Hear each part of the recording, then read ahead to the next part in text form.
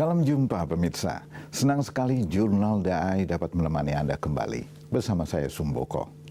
Dalam edisi kali ini kami telah menyiapkan liputan khusus bagi Anda.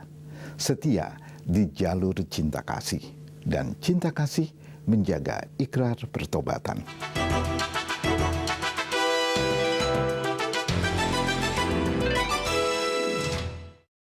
Setiap orang tentu memiliki masa lalu. Ada bagian kisah dari masa lalu yang menggambarkan bagaimana orang terpuruk dan terus mencari arti kehidupan. Seiring dengan berjalannya waktu, tekad dan niat untuk bangkit setelah jatuh akan menemukan jalannya sendiri. Setelah ikrar tercipta dan tekad semakin kuat, seringkali jalan-jalan yang tersedia menjaga kita untuk tetap dalam kehidupan.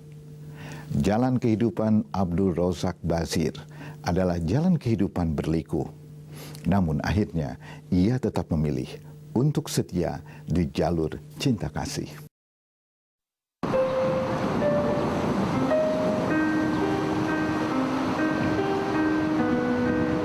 Setia di jalur cinta kasih adalah keputusan Abdul Razak Basir. Razak adalah salah seorang relawan Seci. Pertemuannya dengan Yayasan Buddha Seci Indonesia dimulai tahun 2005. Saat itu, Razak secara pribadi tergerak untuk menjadi relawan pasca bencana tsunami Aceh.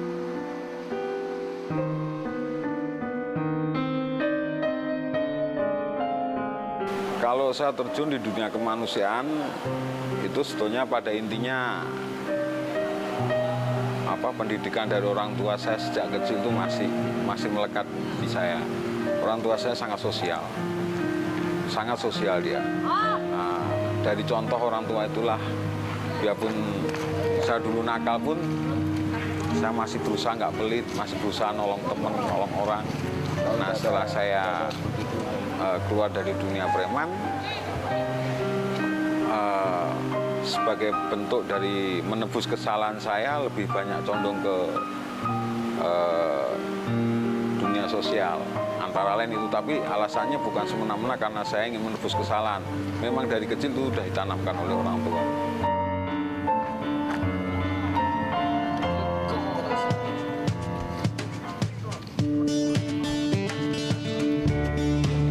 Pendidikan dan nilai cinta kasih telah ditanamkan dalam diri Razak sejak kecil.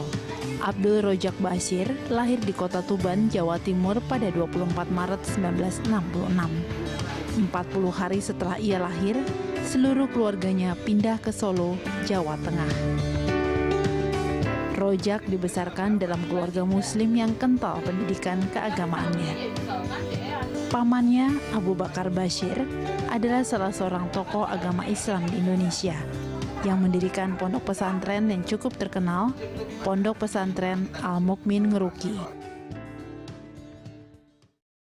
Sejak kecil memang sudah mengalami pendidikan agama yang keras.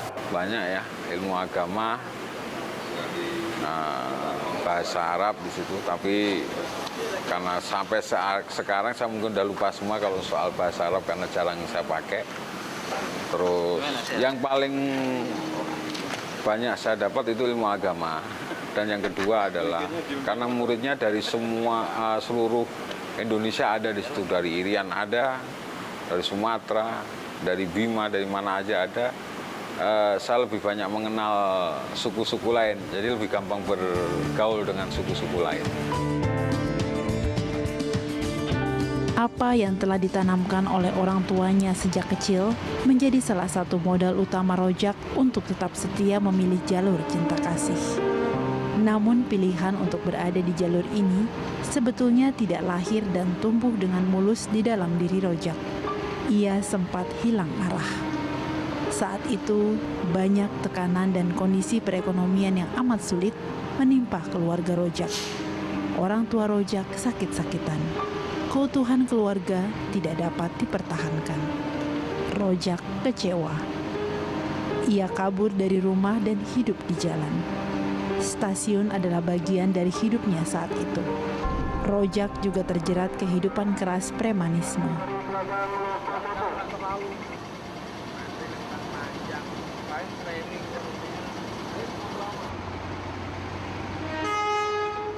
lebih parah. Saya di Jakarta lebih parah. Ya contoh misal memperebutkan lahan parkir, daerah kekuasaan lah istilahnya. Kalau udah gitu, terus teman juga di Jakarta sama-sama orang-orang yang nekat. Tingkat kejahatannya juga bervariasi. Akhirnya berantem one by one. Ya kena itu saya, kena ini, leher hampir putus. Tapi masih dikasih hidup. Nah, mulai hal-hal seperti itu saya tuh baru terpikir saya untuk ninggalin ini. Sudah berapa kali saya dikasih peringatan.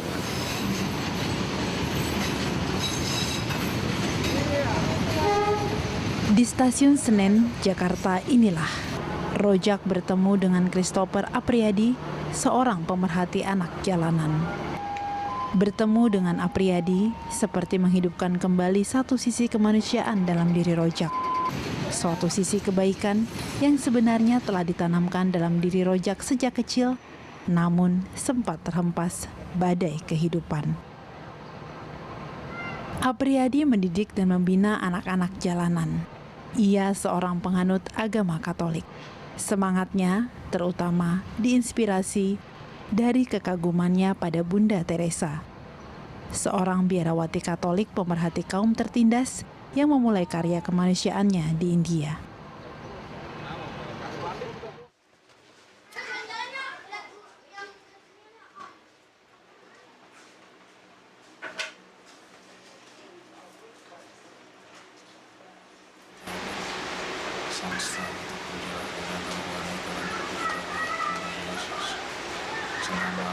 Nah, kalau Christopher Apriyadi itu kan dia pemerhati anak jalanan.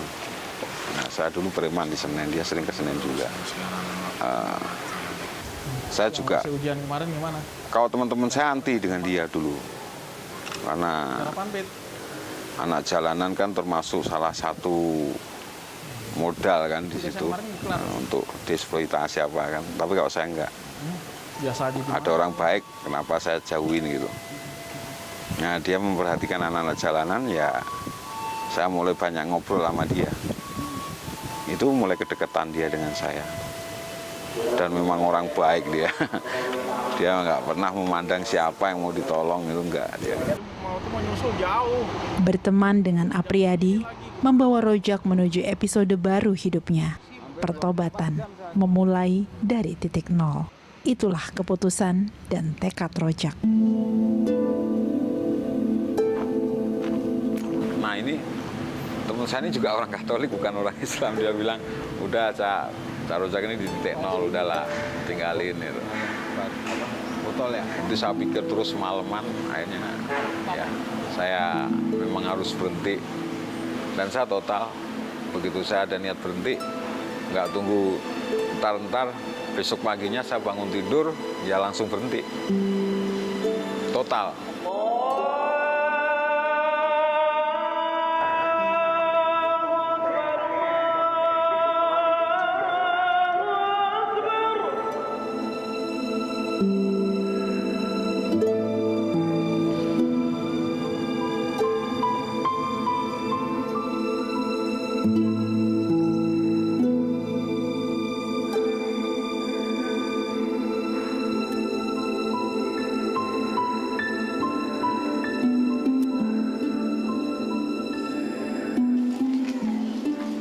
Niat untuk berbalik ke arah yang lebih baik menjadi ikrar yang selalu dihidupkan dalam tindakan sehari-hari.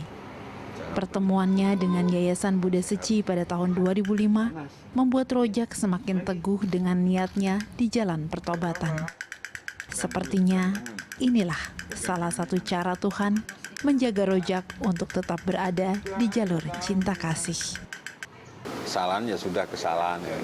Itu sebetulnya kalau saya berbuat kemanusiaan untuk menebus dosa saya yang lalu, agak picik sih kayaknya. Ya udah, yang dosa yang lalu urusan saya dengan yang di atas. Mudah-mudahan yang di atas sesuai dengan ajaran agama saya itu mengampuni kalau saya tobat. Tapi untuk menghapus kesalahan bukan perbuatan kita yang menghapus itu. Yang bisa menghapus itu yang di atas. Kini Rojak bekerja di Aula Cingse, Yayasan Buddha Seci di Jakarta. Ia bertanggung jawab menjaga sistem operasi di powerhouse.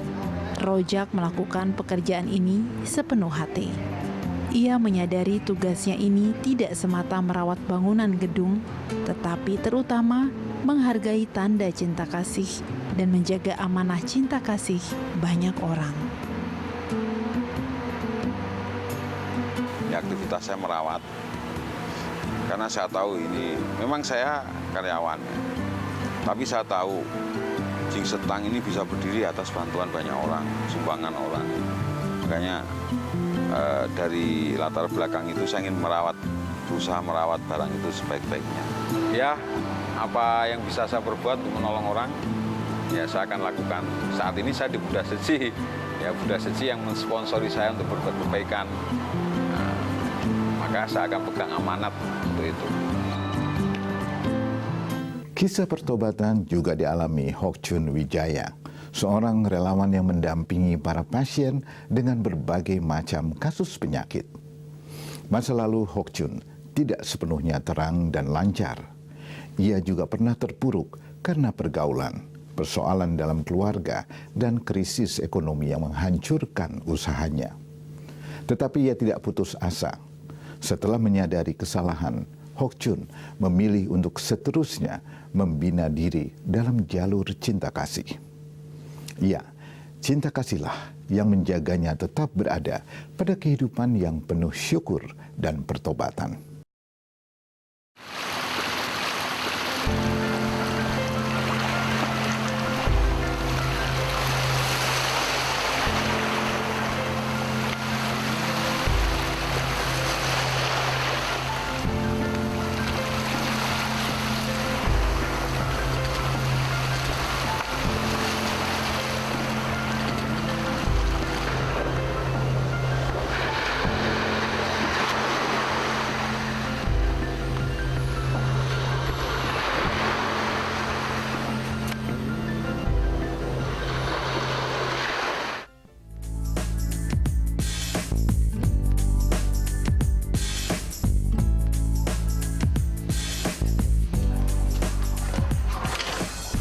Pertobatan juga menjadi tapak kehidupan yang terus-menerus dijalani dengan setia oleh Hok Chun Wijaya, seorang relawan Seci yang menangani pasien.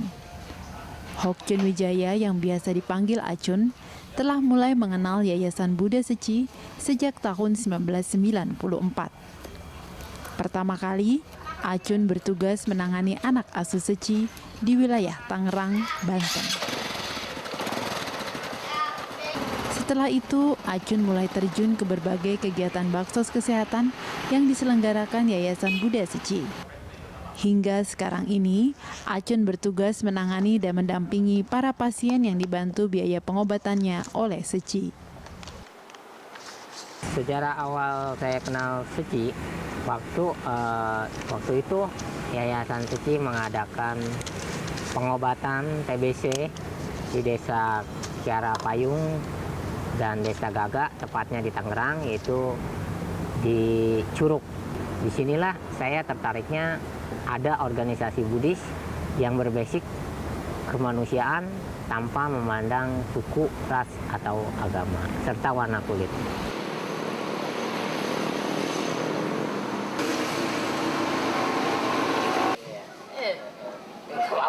Acun dilahirkan dalam keluarga keturunan etnis Tionghoa di daerah Teluk Naga, Tangerang pada 7 Agustus 1972. Seperti kebanyakan anak-anak di daerah Teluk Naga ini, Acun hidup dalam kesederhanaan, bahkan terkadang dalam keterbatasan. Karena kesulitan ekonomi keluarga, Acun menyelesaikan pendidikannya di tingkat SMP. Setelah itu, ia bekerja serabutan. Karena terbiasa mandiri sejak kecil, di masa belia, Acun telah dapat memegang uang sendiri. Tidak lagi bekerja serabutan, Acun mulai berdagang dan menjadi pemasok ke toko-toko. Pendapatannya meningkat. Di satu sisi, hal ini mendatangkan kerugian bagi diri Acun. Ia menjadi orang serakah lalu mulai terikat rokok, minuman keras, dan sering terlibat dalam adu balap motor ilegal.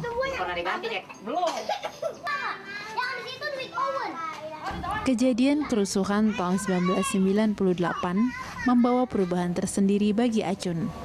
Usahanya ambruk karena banyak toko yang bangkrut.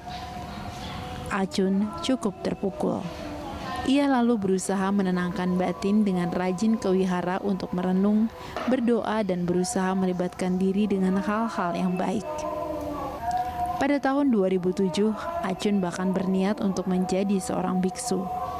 Namun keinginannya ini tidak mendapat restu orang tua. Tak putus asa, Acun melihat bahwa ia dapat bersumbangsih di jalan pertobatan dan kebaikan melalui Yayasan Buddha Seci.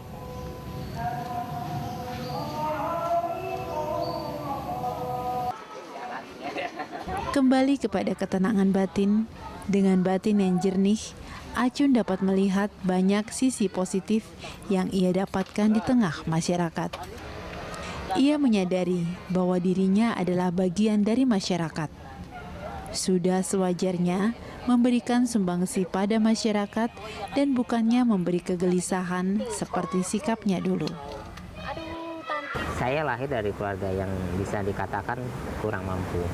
Nah, dan orang tua laki-laki saya itu mengidap penyakit kelainan jiwa, depresi berat lah. Nah, di sini bentuk kepedulian sesama pada saat itu saya sudah merasakan. Nah, dulu sewaktu saya kecil, papa saya, orang tua saya sering marah-marah, ngamuk, segala macam. Nah, mama saya menangis, saya menjerit-jerit. Tapi ada satu tetangga, itu tetangga yang sangat baik, dan mereka adalah muslim gitu ya. Mereka merangkul saya, mengajak saya ke rumahnya untuk mendamaikan hati saya, segala macam. Itu adalah bentuk kemanusiaan lintas agama yang luar biasa. Dari kecil pun saya sudah merasakan seperti itu. Saya menghormati, menghargai, serta bertoleransi kepada mereka. Itu saja. Menghormati dalam arti kita menghormati budaya mereka, agama mereka. Nah, saya juga menghargai nilai-nilai luhur yang mereka kandung. Itu sangat penting. Kalau kita tidak menghormati dan menghargai, bagaimana kita menjaga kemajemukan seperti itu?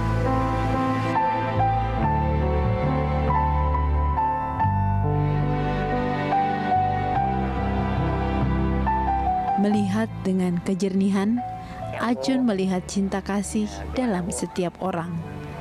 Ia juga menyadari dengan melihat cinta kasih, ia tergerak untuk ikut serta dalam aliran cinta kasih itu. Ia pun bersyukur atas hal ini. Semakin bersyukur, semakin tergeraklah hatinya.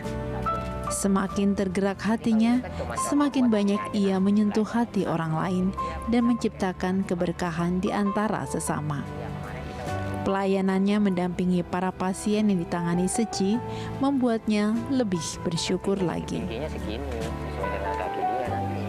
Nah, jadi setiap orang itu punya hati cinta kasih. Nah, cinta kasih inilah yang harus kita pupuk. Bagaimana mengembangkannya bisa merangkul banyak orang untuk berbuat baik. Sebenarnya jodoh ini juga saya kagak tahu ya, kenapa bisa langsung gabung jadi relawan Seci. Mungkin Master bilang jalinan jodoh saya dengan Seci itu dekat. Setiap pasien memberikan pelajaran tersendiri bagi Acun. Mereka bagaikan guru-guru kehidupan yang melatih Acun untuk mempelajari dan mempraktekkan dharma dan nilai-nilai cinta kasih dalam kehidupan. Karena merekalah, Acun lebih banyak lagi belajar tentang arti bersyukur, arti berusaha tanpa menyerah, arti kesabaran, arti memaafkan dan berlapang dada, dan arti berjuang untuk senantiasa membina diri dalam cinta kasih.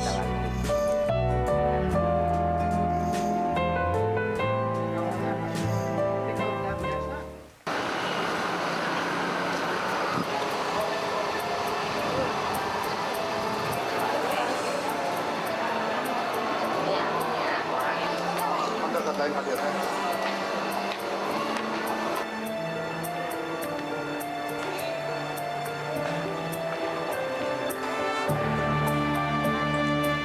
kabarnya? Setiap hari saya di RSCM dari hari Senin sampai Jumat itu mendampingi para pasien jadi ketua CL. yang mendapat bantuan santunan dari Yayasan Suci, baik pendampingan untuk menemui dokter atau sebagainya, juga pendampingan secara mereka sering sharing. Nah itu kita harus siap mendengarkan. Keluh kesah mereka kita siap dengarkan. Kita datang melayani pasien yang penerima bantuan SECI. Nah di sini kita mendampingi mereka, konsultasi ke dokter. Setelah dokter bicara apa, kadang-kadang mereka juga nggak jelas. Nah disinilah fungsi kita untuk memperjelas kembali apa sih sebenarnya sakit yang dideritanya, kemana sih yang setelah pemeriksaan dokter. Banyak pasien yang datang dari luar kota maupun dari Jakarta itu butuh pendampingan. Sebenarnya kalau masalah bayar, terus pendaftaran, mungkin ada yang mengerti. Tetapi pendampingan di sini adalah pendampingan secara kekeluargaan. Mereka merasa hangat gitu, merasa ada sandaran yang nyaman buat dia walaupun saat itu dia mengalami satu kesulitan.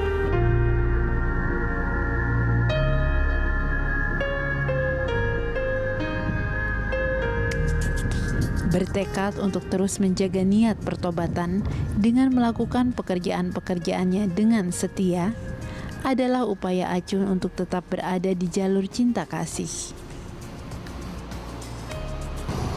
Dalam kesederhanaannya, ia percaya bahwa manusia diciptakan dalam cinta kasih dan hidup untuk mengasihi.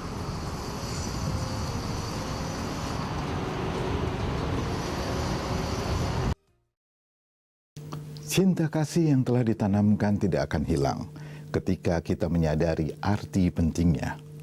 Jika kesalahan pernah kita buat, tidak ada kata terlambat untuk berbalik ke arah yang lebih baik. Jadikanlah hidup penuh makna, karena setiap peristiwa mengukir sejarah. Jika Anda memiliki saran atau kritik, silahkan kirimkan email ke jurnaldai@daitv.co.id atau melalui SMS dengan format JDI spasi nama saran dan kritik Anda, lalu kirim ke nomor 0852 8580 8559. Akhirnya, saya Sumboko mewakili seluruh kerabat kerja Jurnal Daai mengucapkan terima kasih atas perhatian Anda. Sampai jumpa.